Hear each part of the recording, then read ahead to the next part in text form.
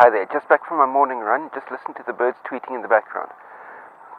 First thing in the morning, as the sun's just about to come over the horizon, the best time of the day to get out on your run. But speaking of running, the IAAF has been back in the news lately, and all for absolutely the right reasons. I say the right reasons because this is the type of thing that needed to come out. Courtesy of Daring Rider down in Australia, a month or two back, I saw the documentary on Lilia Shubakova, the Russian marathon runner that got busted for drugs, for performance-enhancing drugs recently. I'll post a link to that video that Daring Rider posted down below in the description box.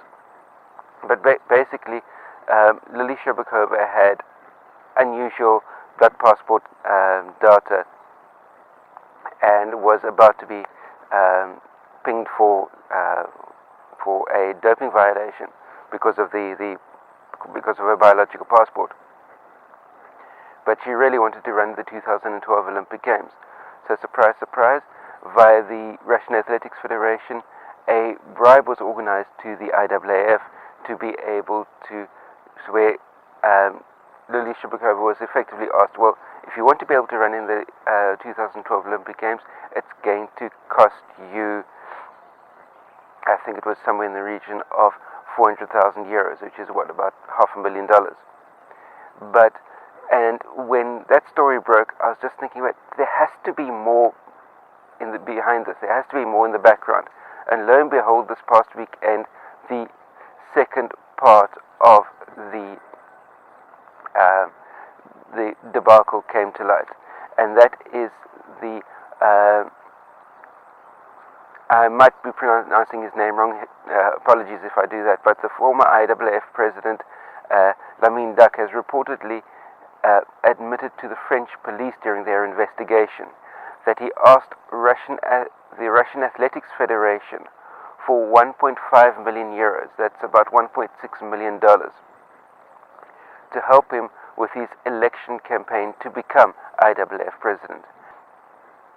In return, the IAAF president would assist in the cover-up of the positive drug tests by Russian athletes.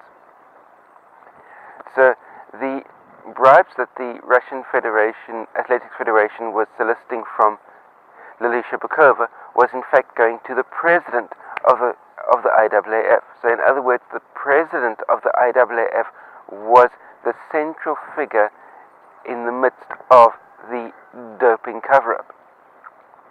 So then this just brings me back to another little insert, another quotation, and I'll post the insert right now. Just a moment, listen to it.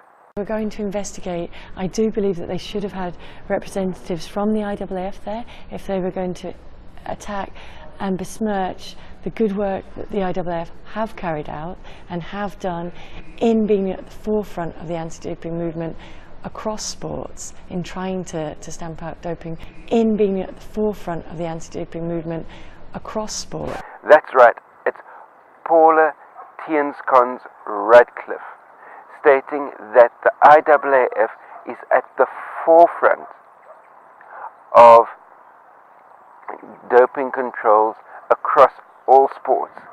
The IAAF has got the best doping control protocols out of all sports. Just listen to that again quickly. In being at the forefront of the anti-doping movement across sport. Don't you find that absolutely hilarious? Now, isn't it interesting that Paula Radcliffe was also the spokesperson, supporter, drumming up support for Lord Sebastian Coe when he was running for IAAF president, successfully running for IAAF president now recently, and replacing Lion Dake. And interesting that as soon as Sebastian Coe came in, Lilia Shubakova got her ban for her biological passport data, and Paula Radcliffe, that also had suspect biological data, was given an exonerating report by the IAAF explaining why there were anomalies in Paula's biological passport. Because after all, we know that Lilia Shubakova ran 3 minutes slower than Paula Radcliffe's world record on drugs, but Paula set the world record on Tienscons. There's no doubt in anybody's mind that there was anything funny going on there. But be that as it may. But the fact is that Shabakova has been pinged.